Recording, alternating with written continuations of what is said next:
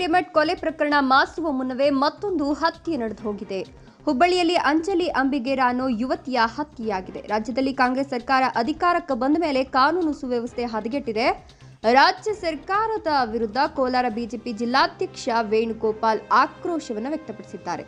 ಕೋಲಾರ ಜಿಲ್ಲೆಯ ಶ್ರೀನಿವಾಸಪುರ ಪಟ್ಟಣದಲ್ಲಿ ಮಾಧ್ಯಮಗಳ ಮೂಲಕ ಕಿಡಿಕಾರಿದ್ದು, ಕೂಡಲೇ ಆರೋಪಿಯನ್ನ ಬಂಧಿಸಬೇಕು, ಸೂಕ್ತ ರೀತಿಯಲ್ಲಿ ತನಿಖೆಯಾಗಬೇಕು, ಮೃತಪಟ್ಟಿರುವ ಯುವತಿಯ ಕುಟುಂಬಕ್ಕೆ ನ್ಯಾಯ ಸಿಗಬೇಕು, ರಾಜ್ಯದಲ್ಲಿ ಕಾನೂನು ಸುವ್ಯವಸ್ಥೆ ಹತೋಟಿಗೆ ತರಲು ರಾಜ್ಯ ಸರ್ಕಾರ ಮುಂದಾಗಬೇಕು ಅಂತ ಏನು ನಿನ್ನೆ ಹುಬ್ಬಳ್ಳಿಯಲ್ಲಿ ಅಂಜಲಿ ಅಂಬಿಗೇರ ಎಂಬ ಯುವತಿಯ ಹತ್ಯೆಯಾಗಿದೆ. ಅದು ಇಡೀ ರಾಜ್ಯದ ಜನತೆ ತಲೆ ತಗ್ಗಿಸುವಂತ ಕೃತ್ಯ.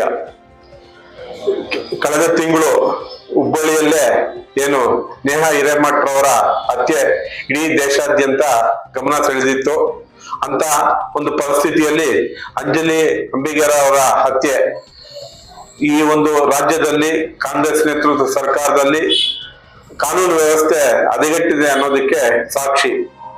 ಕೂಡಲೇ ರಾಜ್ಯ ಸರ್ಕಾರ ಈ ಒಂದು ಹತ್ಯೆ ಹಿಂದೆ ಇರ್ತಕ್ಕಂತಹ ಒಂದು ಏನು ಕೈವಾಡ ಇದೆ ಅವರನ್ನ ಕೂಡಲೇ ಬಂಧಿಸಬೇಕು ಮತ್ತು ಅಂಜಲಿ ಅಂಬಿಗೇರ ಅವರ ಕುಟುಂಬಕ್ಕೆ ನ್ಯಾಯ ಒದಗಿಸಬೇಕು.